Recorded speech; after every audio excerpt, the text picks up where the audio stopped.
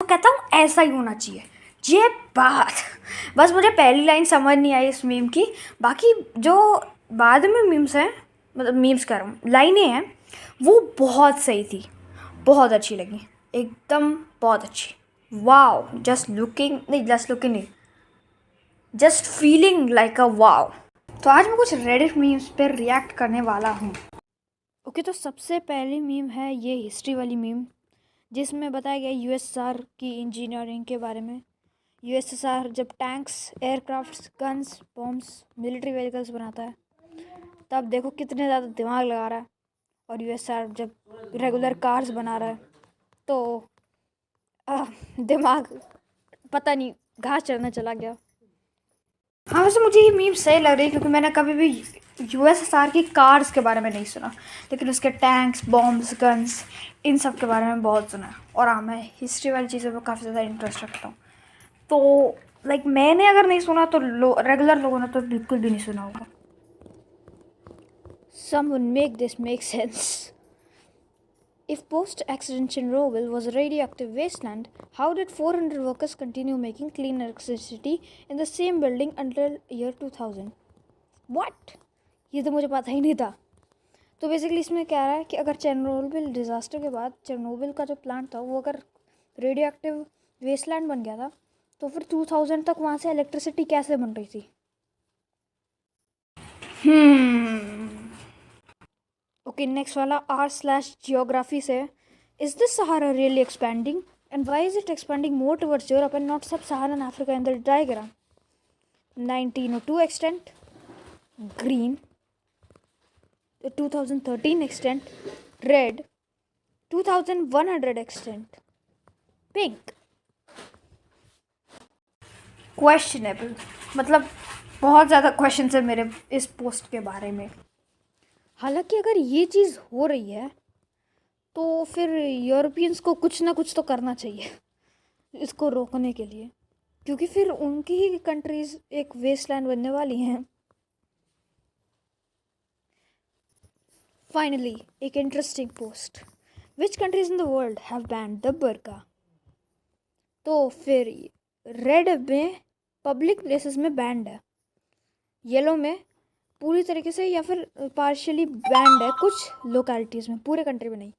Pink में ban है cell और मैन्युफैक्चरिंग में, और ब्लू में बैन है कुछ पब्लिक बिल्डिंग्स और पब्लिक वर्क प्लेसेस में से।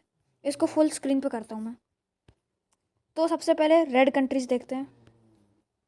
France, Belgium, Luxembourg, Switzerland, Austria, Denmark, Bulgaria, Senegal, Chad, वाह, गैबोन, और Republic of Congo, Sri Lanka, Uzbekistan, Tajikistan, इन सब में बैन है पब्लिक प्लेसेस में। कुछ अनएक्सपेक्टेड थे, जैसे कि उज़्बेकिस्तान और तजिकिस्तान अनएक्सपेक्टेड थे, और फ्रेंच गायाना, हालांकि वो तो फ्रांस का पार्ट हो गया ना। फुल और partial ban in some localities, तो कुछ जगहों पे पूरी तरीके से या फिर आधी या फिर पार्शली बैंड है। Canada, Germany, Italy, Spain, Russia, China, बस इतनी कंट्रीज़ हैं? नहीं, नाइजर और कैमरून भी है। फिर pink, ban on sale and manufacturing. Morocco, मतलब इस मैप में केवल मोरक्को है जो कि पिंक है। Ban in some public buildings और इन पब्लिक वर्क प्लेस। इस कैटेगरी में आते हैं Norway, Turkey, Azerbaijan, Bosnia and Herzegovina, Kosovo, Kosovo, okay जान लेते हैं, नेदरलैंड्स, अल्जीरिया और ट्यूनीसिया। मुझे जितने भी मुस्लिम कंट्रीज़ हैं इस लिस्ट में, उनमें सरप्राइज़ लग रहा है कि मुस्लिम कंट्रीज़ कैसे हैं इस लिस्ट में। लाइक मुस्लिम कंट्रीज़ में तो बर्का नहीं बैंड होना चाहिए। थैंकफुली मेरी कंट्री इंडिया में चारों टाइप के बैन नहीं है। मुझे ये नहीं समझ आया, जितने भी मुस्लिम कंट्रीज़ थे इस लिस्ट में, उन सब में बुर्का क्यों बैंड था? किसी भी तरीके से बैंड हो, क्यों था? मुझे समझ नहीं आया। आपको अगर पता हो क्यों, तो कमेंट्स में बता देना। ये क्या हो रहा है? The top 10 worst countries for working people, इसको बड़ा करके देखते हैं। Philippines one of the top 10 worst countries for the workers for 6th straight year. वाह क्या बात है। तो यहाँ पे कुछ लिस्ट दी है कि ऐसे ऐसे गंदी कंट्रीज हैं वर्किंग के लिए। 1, स्पोरैडिक वायोलेशन ऑफ राइट्स। ठीक है, देखते हैं 1 में क्या होता है। Iceland, Ireland, Norway, Sweden, Finland, Germany, ये सब तो डेवलप्ड कंट्रीज़ हैं। इनमें वायोलेशन होता है। और यूएसए ऑरेंज में अच्छा स्पोरैडिक, अच्छा मतलब कुछ सिस्टम नहीं होता वायोलेशन के लिए, ऐसे ही हो जाता है। Repeated violation of rights yellow वाली कंट्रीज़ में, फ्रांस, स्पेन, पोर्चुगल, चेकिया, स्लोवाकिया, एस्टोनिया, लैटविया, लिथुआनिया, ये भी डेवलप्ड कंट्रीज़ हैं। लेकिन यार इन सब में ऐसे वायोलेशन ऑफ राइट्स होते हैं, मुझे पता नहीं था। रेगुलर वायोलेशन ऑफ राइट्स इसमें आता है कनाडा, मेक्सिको यूएसए से ज़्यादा अच्छा परफॉर्म कर रहा है। वाह क्या बात है। अर्जेंटीना, बोलिविया और ये ऐसे ही कंट्रीज़ हैं इसमें। और एक सेकंड, नमीबिया येलो में है। मतलब नमीबिया, तुम बता रहे हो नमीबिया यूएसए से ज़्यादा अच्छी है फॉर वर्किंग। व्हाट? मेरी कंट्री कौन सी लिस्ट पे? मेरी कंट्री इंडिया। अब इंडिया कहाँ पे?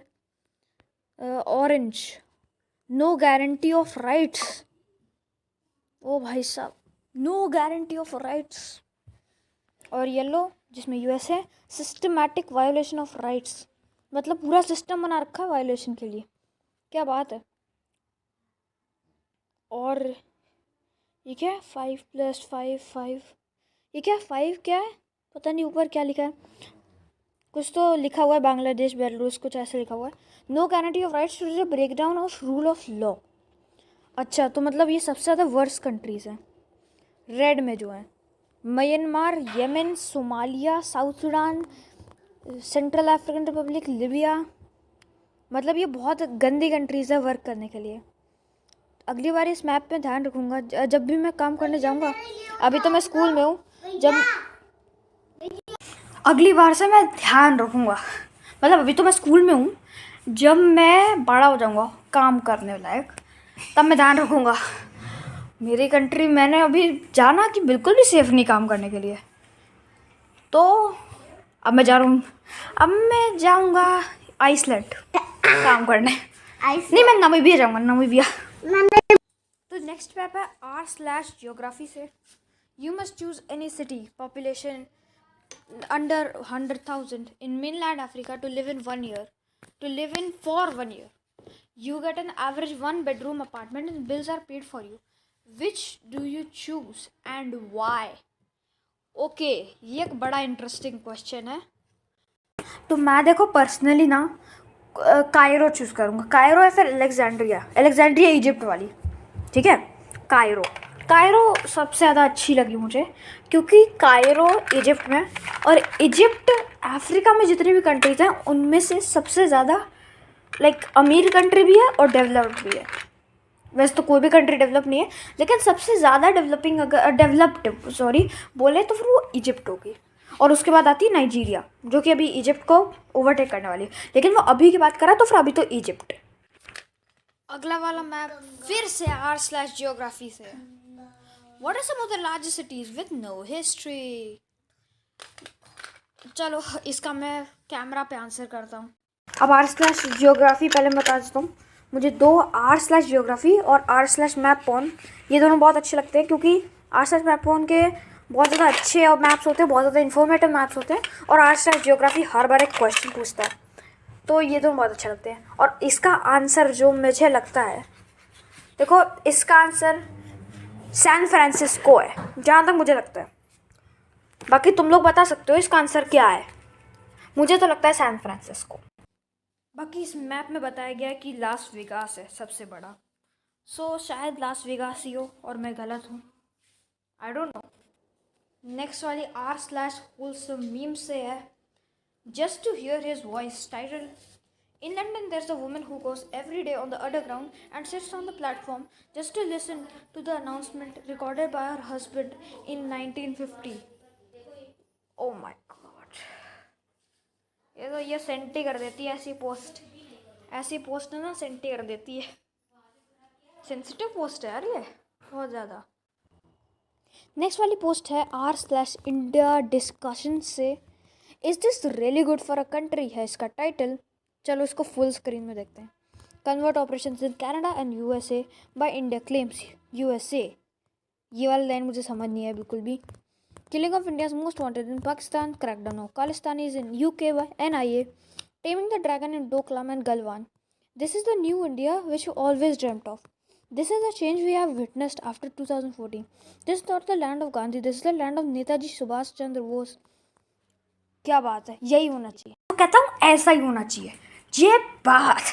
बस मुझे पहली लाइन समझ नहीं आई इस मीम की, बाकी जो बाद में मीम्स हैं, मतलब मीम्स कर रहा हूँ, लाइनें हैं, वो बहुत सही थी, बहुत अच्छी लगी, एकदम बहुत अच्छी। वाओ, जस्ट लुकिंग नहीं, just feeling like a wow.